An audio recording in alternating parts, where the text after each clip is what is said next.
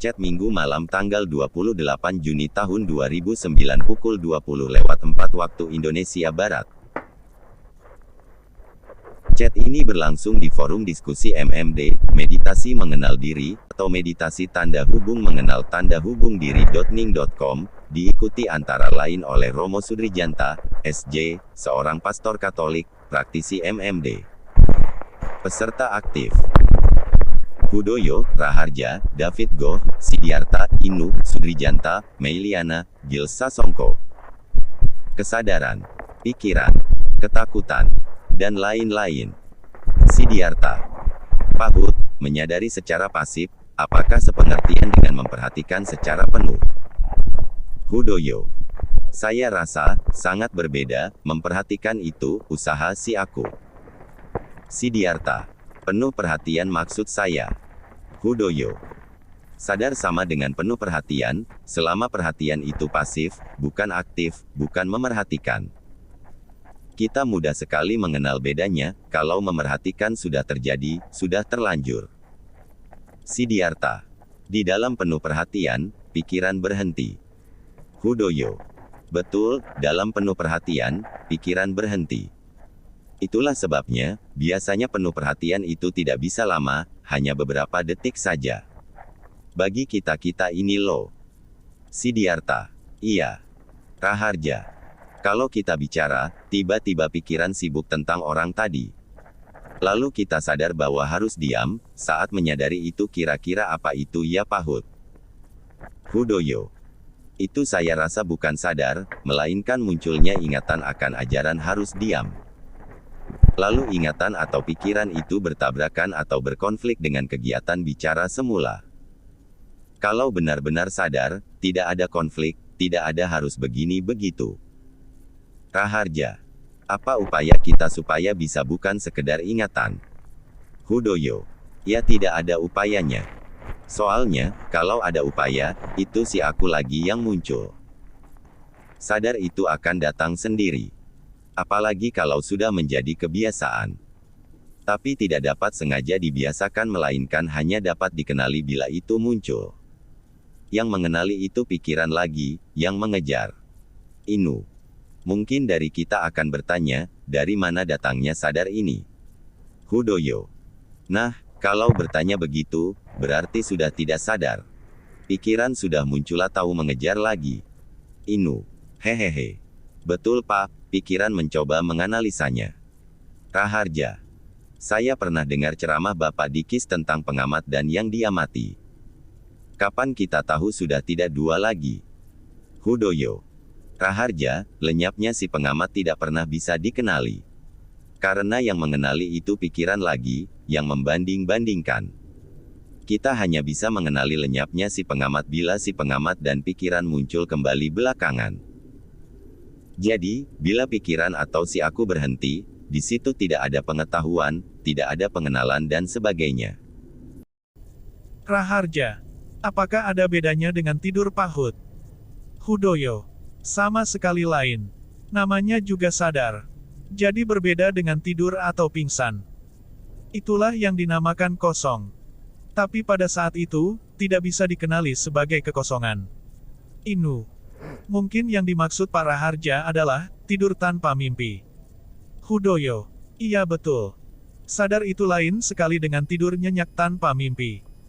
Inu: Di situ kita tidak tahu apa-apa. Hudoyo: Betul, tidak ada pengetahuan, tidak ada pembandingan, tidak ada masa lampau, dan sebagainya, tapi bukan tidur nyenyak, melainkan sadar. Sidiarta: Di dalam sadar, kita melihat sesuatu, tapi pikiran diam. Hudoyo: Betul, tapi yang dilihat itu tidak bisa dikenali. Sidiarta: Mungkin pemahaman perhatian penuh, membantu menjelaskan kata sadar. Hudoyo: Mungkin, silakan dicoba menjelaskan. Raharja: Sadar, tidak ada pengetahuan, tidak ada perbandingan, apakah itu yang dimaksud hening? Hudoyo: Kosong, hening. Iyalah, tapi semua itu cuma kata-kata, yang dibuat oleh pikiran setelah ia berfungsi lagi. Sidiarta: Jiddu Krishnamurti bilang, jika hati penuh, pikiran kosong, dan sebaliknya. Hudoyo. Siddhartha, iya, mungkin yang dimaksud Krishnamurti dengan hati, heart, adalah sadar itu. Siddhartha. Jadi sati itu soal hati ya Pak? Sedang konsentrasi soal pikiran. Hudoyo. Boleh juga. Tapi hati-hati. Saya tidak melihat hati, atau sadar, dan pikiran itu setara. Tapi lebih seperti tidur nyenyak dan bangun. Si Pahut, apakah dalam pengamatan pikiran ini terjadi secara otomatis? Hudoyo. Tunggu sebentar, Mas Inu. Siddhartha, tidur dan bangun itu bukan dua keadaan batin yang setara.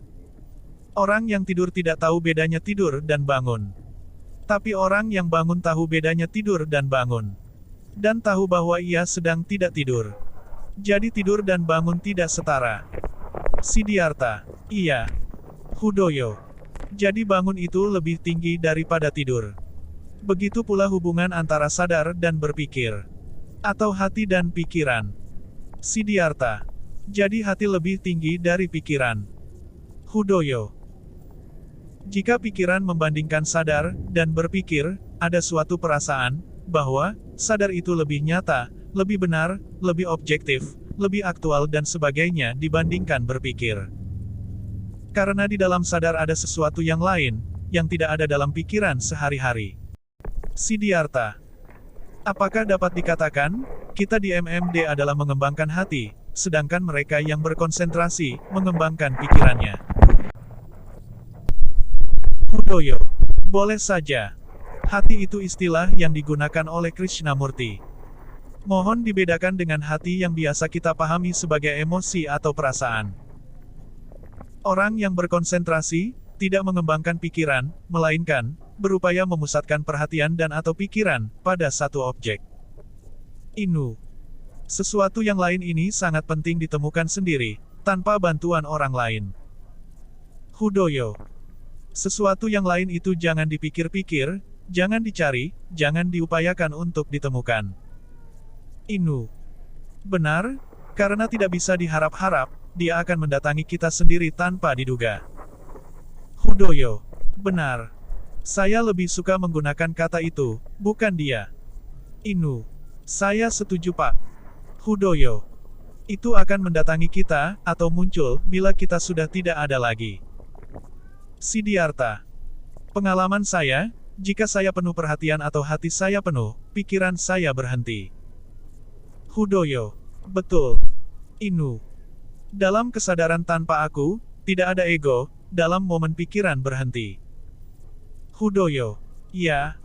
Di situ tidak ada aku, tidak ada lagi pribadi yang bernama Hudoyo ini lagi. Di sini, apakah saya bisa berkata, Anda adalah saya?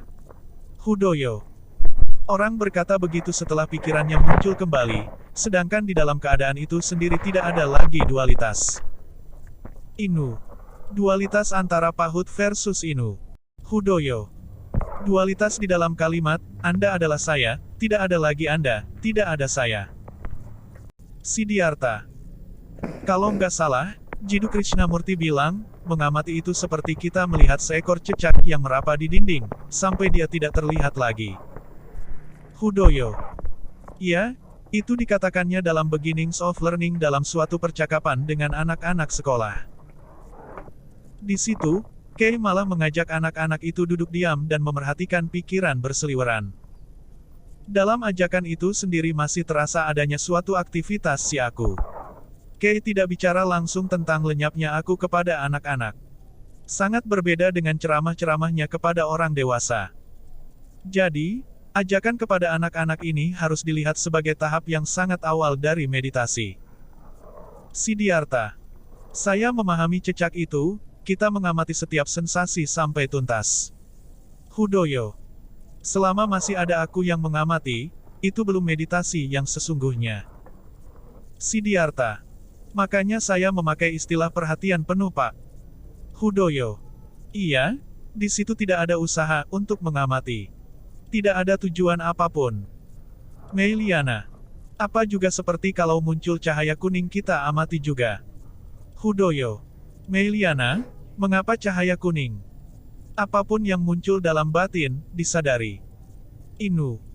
Jadi pengamatan yang benar itu adalah pengamatan yang otomatis, spontan ya. Hudoyo. Benar atau salah itu penilaian pikiran lagi. Dalam keadaan spontan itu sendiri tidak ada penilaian itu lagi. Lagi pula pengamatan yang menurut Anda otomatis itu jelas tidak bisa diupayakan, jadi tidak bisa dinilai benar atau salah. Siddhartha. Pak, tentang Bhikkhu Hemavamsa. Beliau bilang batin yang tahu apa? Tahu sensasi di badan dan batin. Hudoyo. Begini, Bante Hemavamsa menggunakan dua istilah, batin yang memerhatikan, dan batin yang tahu. Batin yang memerhatikan, sinonim dari pikiran, dan batin yang tahu, sinonim dari sadar atau eling. Tidak berbeda dengan apa yang dikembangkan dalam MMD. Inu. Batin yang tahu ini, akan mengenali setiap gerakan pikiran. Itu yang saya maksud dengan otomatis Pak. Hudoyo. Mas Inu, jangan terpukau dengan istilah tahu, kita tidak tahu apa istilah aslinya dalam bahasa Myanmar, dari batin yang tahu. Gunakan saja istilah yang sudah biasa kita gunakan, sadar atau eling. Dalam sadar atau eling yang sesungguhnya, tidak ada kata-kata, tidak ada pengetahuan, tidak ada pengenalan, tidak ada pikiran. Misalnya ada rasa gatal, di situ tidak ada pengenalan atau pikiran, oh itu gatal. Yang ada hanya rasa itu, tapi tidak diberi nama, tidak dirasakan enak, atau tidak enak, tidak ada reaksi terhadap rasa itu. Dengan kata lain, tidak ada pemilah-milahan, dan tidak ada memilih-milih, aku suka ini, aku tidak suka itu. Karena tidak ada lagi pikiran, tidak ada lagi aku, tidak ada reaksi batin berupa pikiran. Inu. Dan itu terjadi sekejap. Siddhartha. Kalau boleh tahu, di dalam meditasi Mahasi Sayadaw, apa tujuan beliau memberi label itu? Hudoyo. Untuk memperkuat sadar, untuk mengurangi pikiran yang berseliweran. Siddhartha. Ya, saya juga berpikir seperti itu. Hudoyo. Itulah sebabnya, bila sadar itu sudah kuat, dan pelabelan malah dirasakan mengganggu, maka pelabelan boleh dilepaskan, kata Chan Mye Sayadaw, murid Mahasi Sayadaw. Dalam MMD, pelabelan sudah dilepaskan sejak semula. Siddhartha. Iya Pak. Siddhartha. Saya melihat, sepertinya, meditasi Mahasi Sayadaw dan MMD itu semacam tingkatan. Hudoyo. Bisa juga. Siddhartha. Praktisi Sayadaw mestinya melanjutkan ke MMD. Hudoyo. Tapi yang terjadi di kalangan praktisi seringkali bukan begitu. Banyak yang mengira MMD sudah menyimpang dari ajaran Mahasi Sayadaw. Memang benar sih. Langsung melompat. Siddhartha. Tapi bila kesadarannya agak kacau, sekali-sekali melabelikan boleh juga. Hudoyo. Dalam MMD sih tidak ada larangan apa-apa. Kalau pikiran kacau, melakukan anapanasati juga boleh kok, saya sering melakukannya. Inu. Larangan berarti terseret dalam pikiran. Tapi MMD ini saya rasa praktis dan efisien, cocok dalam segala kondisi. G. Sasongko. Itu yang kerap juga saya lakukan Pak. Saya mau sharing. Pada saat pikiran kacau, saya menggunakan label. Tapi itu biasanya tidak berlangsung lama, karena seolah batin ini kemudian diam dengan sendirinya. Namun, ketika pikiran masih kacau, saya hanya mengamati nafas kembali. Hudoyo. Tapi ada satu perbedaan mendasar antara MMD dan Vipassana Mahasi Sayadaw. Yaitu, di dalam pendekatan, atau penyajiannya. Siddhartha. Bisa dijelaskan? Hudoyo. Dalam Vipassana Mahasi, hampir tidak pernah dibahas tentang pikiran dan si aku. Yang ditekankan malah upaya dan pencapaian, berbagai nyana, sampai Nibbana, Mahasatipatthana Sutta dan Visuddhimagga. Dalam MMD, selalu ditekankan pikiran dan si aku setiap saat. Yang akan berhenti pada akhirnya, melalui pelepasan Bahia Sutta dan Mulapariyaya Sutta. Gils, makasih, Mas Gils, atas sharingnya. G. Sasongko. Sama-sama Pak. Hudoyo. Apakah Anda juga mencoba menerapkan sadar atau eling dalam kegiatan sehari-hari? G. Sasongko. Ya, Pak, saya juga berlatih. Kendati kadang kesadaran ada kalanya tidak menetap, dan begitu halus, jadi tidak sadar juga. Inu.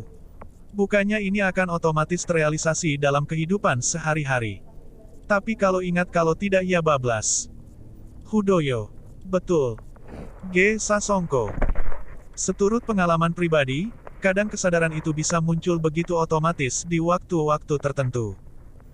Tapi, kadang itu perlu dibangunkan sendiri, atau diaktifkan. Bagaimana komentar rekan-rekan atau Pak Hud? Meiliana. Maksudnya. Hudoyo. Mungkin maksudnya, bila pikiran berseliweran untuk beberapa lama. Lalu timbul sadar. Lalu disusul pikiran untuk mempertahankan sadar itu. Meiliana. Oh, begitu. Siddhartha. Saya dulu pernah punya pengalaman, di dalam keseharian saya, pernah ada ketakutan. Yang saya lakukan, terus mengamati nafas. Lalu, ketakutan saya semakin menjadi hehe. Hudoyo. Kenapa menjadi-jadi? Siddhartha. Karena saya salah melihat bulan. Sudrijanta. Sadar setiap kali tidak sadar, takut, kacau, gelisah, dan seterusnya. Itu saja cukup, kan? Sudrijanta. Objek nafas lalu menutupi ketakutan ya. Siddhartha. Iya dong. Hudoyo. Saya rasa, yang dikatakan Romo Sudri tepat, sadar setiap kali tidak sadar. Itu cukup. Tapi ya pikiran ini biasanya, menyesal. Apalagi kalau sudah terlanjur tidak sadar cukup lama. Lalu timbul keinginan untuk lebih sadar. Untuk lebih baik. Meiliana. Hehe. Siddhartha. Yang bisa dilakukan, mengamati ketidaksadaran. Sudrijanta. Bisakah ketakutan disadari tanpa upaya halus untuk bebas dari ketakutan, untuk lebih sadar agar ketakutan hilang, dan seterusnya? Itu juga yang sering saya alami. Meiliana. Sering terjebak dalam rasa yang tidak puas, hehe. Mungkin bisa, dengan tetap melihat dan diam. Siddhartha. Makanya kadang saya memahami, bahwa ketakutan ini adalah dukungan buat meditasi saya. Hudoyo. Ketakutan membawa berbagai reaksi batin selanjutnya. Reaksi batin itulah yang lebih penting. Inu. Meiliana, mengapa tidak puas? Apakah menginginkan kepuasan dalam hidup? Anda sendiri yang bisa menjawabnya. Meiliana. Inu, ya, setiap kali ada pertanyaan yang muncul dalam batin, terjawab, timbul lagi pertanyaan-pertanyaan, mungkin seperti itu. Hudoyo. Ya, yang bertanya dan yang menjawab, dua-duanya pikiran, bukan sadar itu sendiri. Meiliana. Ya, begitulah, hehe. Siddhartha. Jadi apapun wujud objek itu, tidaklah penting, yang penting adalah reaksi batin. Hudoyo. Ya betul. Reaksi batin itulah dukkha. Siddhartha. Iya. Meiliana. Ya, Romo. G. Sasongko. Kasus, bagi orang yang mengidap psikosomatik, apakah MMD bisa langsung diberikan? Atau biasanya harus ditangani sampai sembuh dulu? Hudoyo. Gils, tergantung pada kesadaran yang bersangkutan terhadap masalah pribadinya, kalau ia tidak sadar, dengan kata lain, ia masih terbelenggu dengan obsesi atau konflik dalam batinnya, maka saya tidak menganjurkan MMD. Atau keadaan lain, yang baru saja terjadi, ada orang yang menghadapi tekanan ekonomi sangat berat dan tidak saya anjurkan MMD, melainkan melalui anapanasati dulu. Siddhartha. Pak, apakah dalam tingkatan tertentu, objek ini perlu juga ditangani? Hudoyo. Siddhartha, bisa diberikan contoh? Siddhartha. Itu tadi Pak, ketakutan itu. Hudoyo. Bagaimana dengan ketakutan? Inu. Hudoyo, kok tidak dianjurkan ber-MMD? Terkesan pilih-pilih nih Pak. Siddhartha. Ataukah jika kita tidak takut pada ketakutan, maka ketakutan akan pelan-pelan hilang hehe. Hudoyo. Begini, kalau saya takut, berarti saya sudah kecolongan. Pikiran sudah masuk. Pada umur saya sekarang, rasa takut yang sering timbul berkaitan dengan penyakit. Kanker misalnya. Dalam hal itu, Timbulnya rasa takut bisa dijadikan pemicu untuk lebih menyadari pikiran. Ketakutan itu sendiri sudah merupakan reaksi batin. Itulah dukkha. Siddhartha. Iya, artinya walaupun kecolongan, yang menjadi ujung tombak terakhir adalah bagaimana reaksi batin. Hudoyo.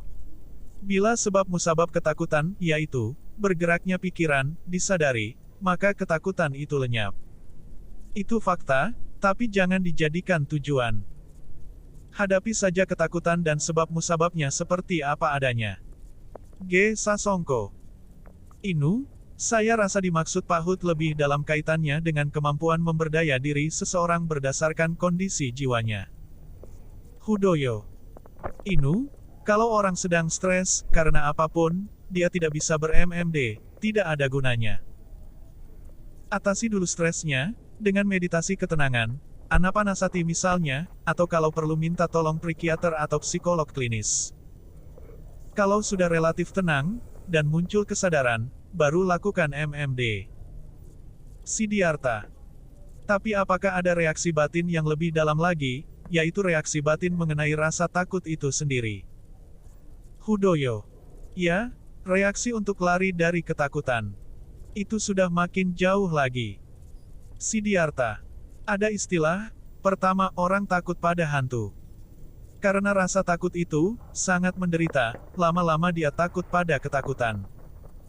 Hudoyo. Itu sudah tidak sadar yang jauh sekali. Sebaiknya kembali ke akarnya, ketakutan dan sebab musababnya, yaitu pikiran. Siddhartha. Iya, kembali ke akarnya. Hudoyo. Yang paling sering saya alami adalah ketakutan terhadap penyakit kanker, dengan nyeri yang hebat dan sebagainya. Di situ jelas sekali terlihat ketakutan dan sebab musababnya, yaitu pikiran. Kalau pikiran disadari, dan berhenti, maka ketakutan pun lenyap, untuk sementara. Siddhartha. Ketakutan macam ini, apakah dituntaskan, saat dia muncul, atau di dalam meditasi? Inu. Dua-duanya. Hudoyo. Kapanpun dia muncul, kalau pikiran, sebagai penyebabnya, disadari pada saat itu, ketakutan itu akan lenyap. Siddhartha. Kenapa Bapak bilang sementara? Hudoyo. Ya, karena, bila pikiran bergerak lagi, ketakutan itu pun muncul kembali. Terlihat jelas sekali, bahwa ketakutan bersumber pada pikiran. Bahkan, sesungguhnya ketakutan adalah pikiran. Jadi dalam hal ini bisa dikatakan, ketakutan itu mendorong orang untuk sadar terus-menerus. Siddhartha. Makanya saya bilang tadi, ketakutan itu bisa menjadi dukungan untuk meditasi. Tidakkah bisa dicabut tuntas? Inu. Pak Siddhartha menginginkan yang permanen kali Pak. Hudoyo. Barangkali kalau orang sadar terus-menerus, sehingga pikiran tidak pernah muncul lagi, ketakutan pun akan tercabut secara tuntas. Yang jelas, ketakutan adalah pikiran. Menyadari itu saja cukup. G. Sasongko. Sekedar mau sharing lagi, sekaligus bagi-bagi kabar karena istri saya dinyatakan baru mengandung selama 1 bulan ini, berdasar hasil uji laborat. Beberapa hari belakangan, ada ketakutan terjadi apa-apa dengan bayi di dalamnya. Hudoyo. Ya, itu pikiran. G. Sasongko. Terus ada ketakutan juga, bagaimana kelak saya jadi bapak. Hudoyo. Dia sudah biasa bermeditasi. Siddhartha. Sebuah memori muncul, jika ia disadari dia lenyap, apakah memori itu lenyap atau lepas? Hudoyo. Lenyap atau lepas bagaimana? Kalau sadar, ya pikiran berhenti, kalau tidak sadar pikiran muncul lagi, itu saja. G. Sasongko. Istri saya. Belum Pahut. Hudoyo. Mas Gils, mumpung ada bayi dalam kandungan, ada baiknya dibicarakan bagaimana menjaga pikiran atau batin, agar tenang, positif, dan sebagainya. Itu akan sangat berpengaruh pada bayi dalam kandungan. G. Sasongko. Adakah penelitian atau pengalaman meditasi bagi ibu mengandung? Dan dampaknya bagi perkembangan janin? Hudoyo. Wah, saya belum tahu tentang penelitian itu, Tetapi secara logikal jelas bahwa keadaan batin ibu sangat berpengaruh pada anak yang dihubungkan dengan darah melalui tali pusat. Ini adalah kearifan kuno dari timur, yang mungkin orang modern di barat tidak lagi menyadarinya. Tidak perlu malu-malu menyampaikan kepada istri, mungkin sekali dia akan sangat apresiatif. Kalau tidak salah, sekarang ini di barat kan ada paradigma, Mozart for Babies. Memainkan musik klasik secara subliminal pada bayi-bayi baru lahir. Nah kalau paradigma ini ditarik terus ke masa intrauterin, masa dalam kandungan, kan logis. Coba dibicarakan dengan istri Anda.